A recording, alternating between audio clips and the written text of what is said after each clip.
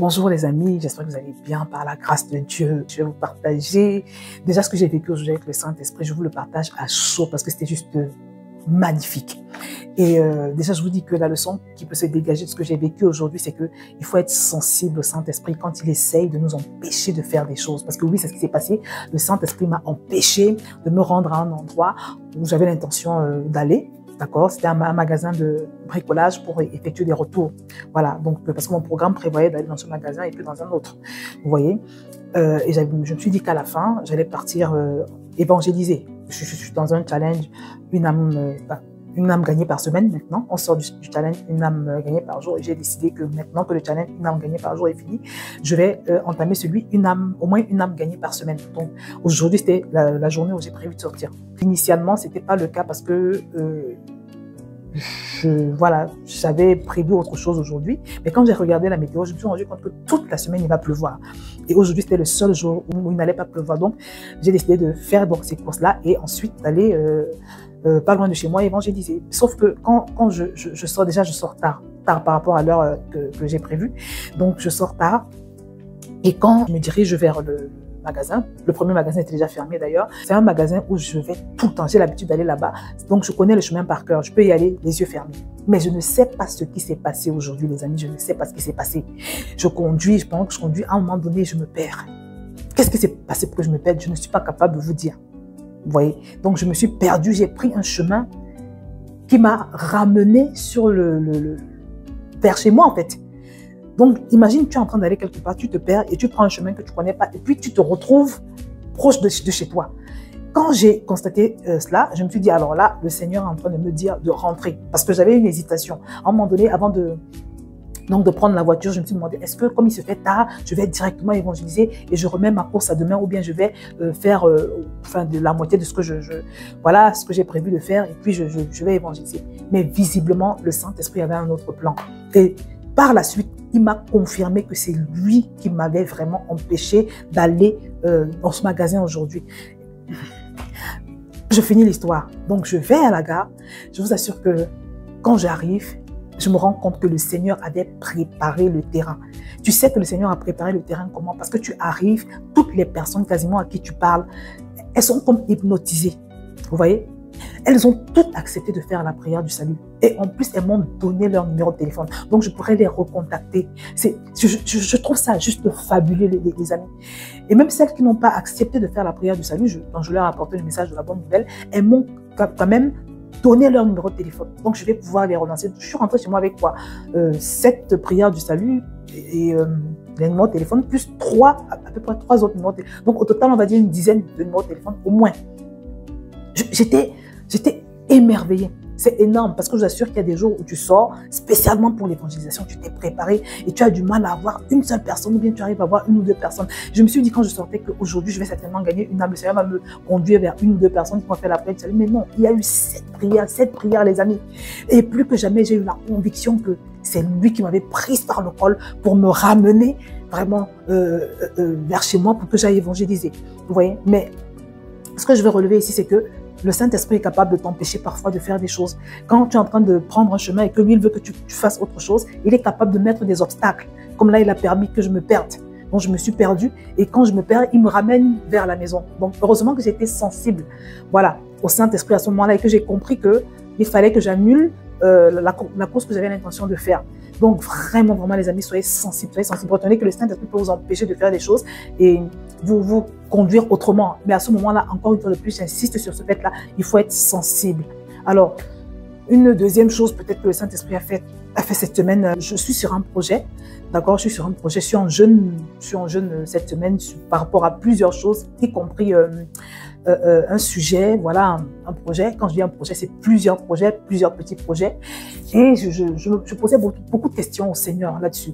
Et hier, je suis sur Instagram et je tombe sur le post d'un pasteur, vraiment, où il parle de l'importance de... Souvent, on a des inspirations, mais on pêche au niveau de l'exécution.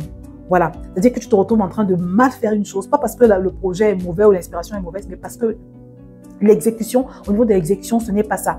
Voilà. Et quand je lisais son post, quand j'écoutais son discours, j'ai senti ces paroles s'attacher à mon cœur. J'ai senti que le Seigneur était en train de me parler par rapport à la manière dont il voudrait que je conduise les projets pour lesquels je jeûne en ce moment. Voilà, donc j'ai senti que le Seigneur me disait de faire attention à comment est-ce que je vais les implémenter, comment est-ce que je vais les mettre en œuvre.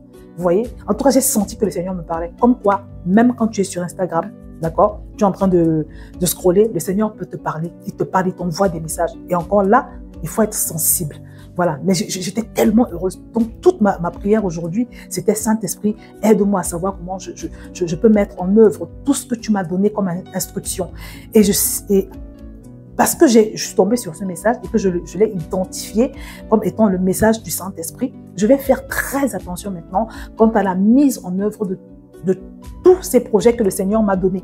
Parce que des fois, on fait les choses et ça ne se passe pas bien. On se dit, mais pourtant, c'est Dieu qui m'avait dit de le faire. C'est Dieu qui m'a donné l'inspiration. Oui, mais est-ce que tu l'as fait à la façon que Dieu voulait? Et en sachant que ça peut faire toute une différence. Quand Dieu te donne une instruction, il y a également la précision dans la façon de mettre l'instruction en application. Voilà, vous voyez, donc ça, c'est très important également. Alors, on va terminer par ces songes que j'ai fait il y a de cela quelques semaines. Alors, un premier rêve, c'est... J'étais en train de prier, j'ai dit au Seigneur, vraiment, il me faut des binômes, des personnes avec qui je vais faire ce travail d'évangélisation parce que je veux vraiment l'étendre. Je veux l'étendre.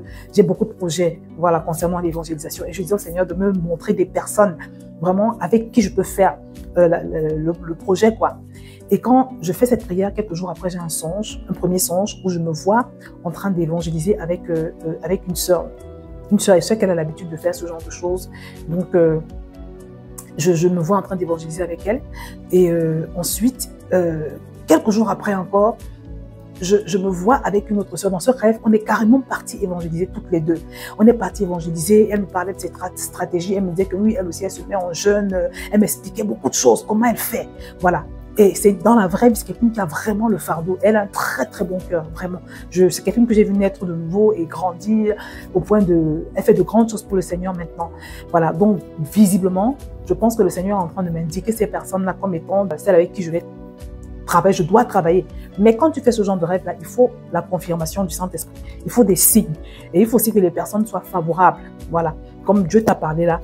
Si vraiment ce rêve vient de Dieu, il faut également qu'il leur parle. Il faut également qu'il incline leur cœur. Donc c'est dans ce sens-là que je suis en train de parler au Seigneur. C'est dans ce sens que je suis en train de prier et de dire au Seigneur, vraiment, si ce rêve-là vient de toi, il faut que tu le confirmes.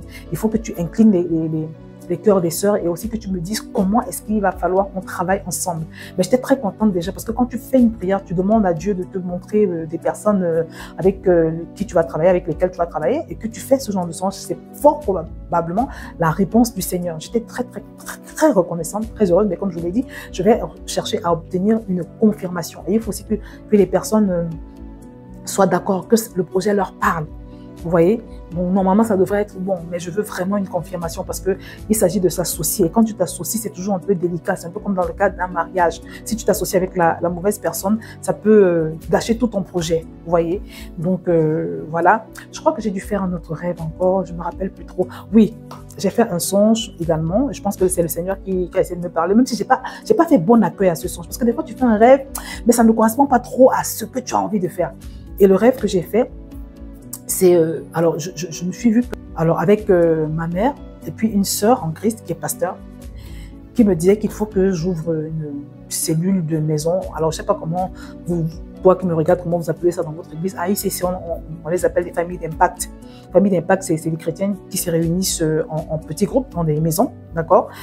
Donc j'ai fait ce rêve-là où je vois ma mère et la sœur qui est pasteur qui sont en train de me convaincre. Elles me disent il faut que j'ouvre une famille d'impact à la maison. Et moi, quand je me suis réveillée, j'ai dit non, je ne peux pas faire ça. Je veux le faire, mais est-ce que je vais pouvoir gérer? Parce que je suis débordée, mon agenda est déjà chargé. Où est-ce que je vais prendre le temps de gérer ces personnes? Et c'est vrai que bon, il y a la possibilité d'ouvrir une famille d'impact et que ce soit géré par quelqu'un d'autre. Mais bon, juste là, il faut quand même un peu de supervision, il faut. Donc, je n'ai même pas voulu prendre ce rêve en considération. Mais aujourd'hui, quand je vois comment le Seigneur me pousse à évangéliser le nombre de personnes que j'arrive à gagner et le Seigneur permet que ces personnes me donnent le numéro de téléphone et elles sont dans mon quartier ici, je me dis non, c'est peut-être le moment vraiment de penser à ça, vous voyez? Donc j'ai fait ce rêve-là alors que je n'avais pas prié par rapport à ça, j'avais même pas envie de faire ce rêve et j'avais même pas envie de faire ce que j'ai vu dans le rêve. Mais aujourd'hui, étant donné ce projet d'évangélisation, ce fardeau que le Seigneur me met dans mon cœur et même les âmes qui me permettent de gagner. Aujourd'hui, j'en ai gagné 7. J'ai eu 7 prières du salut et comme je vous l'ai dit, 10 numéros de téléphone. Hein. Les 7 personnes qui ont fait la prière du salut m'ont donné leur numéro de téléphone. Et même celles qui n'ont pas fait la prière du salut m'ont donné leur numéro de téléphone. Donc, je me dis, il faut quand même faire quelque chose avec à un moment donné, parce que sinon c'est comme si tu faisais le travail à moitié. Donc voilà les amis, comment le Saint-Esprit m'a conduite cette semaine. Je suis juste époustouflée, surtout par rapport à mon expérience de ce soir les amis. Dieu est incroyable, je vous assure. Et j'en profite pour te dire, ne te gêne pas pour évangéliser, je t'assure. Prie simplement, demande au Seigneur d'attirer les personnes. Voilà, prends possession de l'endroit, plaide le sang de Jésus à cet endroit. Demande au Seigneur la puissance, l'esprit de persuasion. Voilà. Prie, fais ta prière et laisse le Seigneur faire le reste. C'est lui qui incline les cœurs. Quand Dieu veut sauver les personnes, il les sauve. Tu n'as même pas besoin de trop parler. Tu présentes juste le message de l'évangile en même moins d'une minute. Et la personne se retrouve en train de faire la prière du salut. Tu sens qu'elle est saisie. Elle est comme hypnotisée. Et là, tu vois le Saint-Esprit à l'œuvre. Ce n'est pas toi qui le fais, les amis. Ce n'est pas nous qui le faisons, mais c'est Dieu qui le fait au travers de nous. Donc, je vous encourage vraiment. Et si tu passes par là, tu n'as jamais fait la prière avec Dieu, je t'encourage à faire la prière que je vais te mettre en bas de cette vidéo. Et je te promets que ta vie va être transformé. Voilà, c'est un nouveau boulevard qui va s'ouvrir pour toi. Tu vas aller de gloire en gloire, de victoire en victoire. Voilà, tu peux aussi prendre mon livre sur le Saint-Esprit, 21 jours pour apprendre à marcher avec Dieu par le Saint-Esprit. Voilà, n'hésite pas, d'accord, en sachant que si tu prends ce livre-là, tu pourras participer à notre challenge 21 jours pour apprendre à marcher avec Dieu par son Saint-Esprit qu'on organise sur WhatsApp, d'accord. Donc, et sous mon encadrement, on va dire ça comme ça. Donc voilà, n'hésite pas à partager cette vidéo parce qu'il faut que les gens sachent que Dieu parle. Il agit par le Saint-Esprit, qu'il a fait habiter en nous. Je vais m'arrêter là et je te dis à très bientôt sur cette chaîne.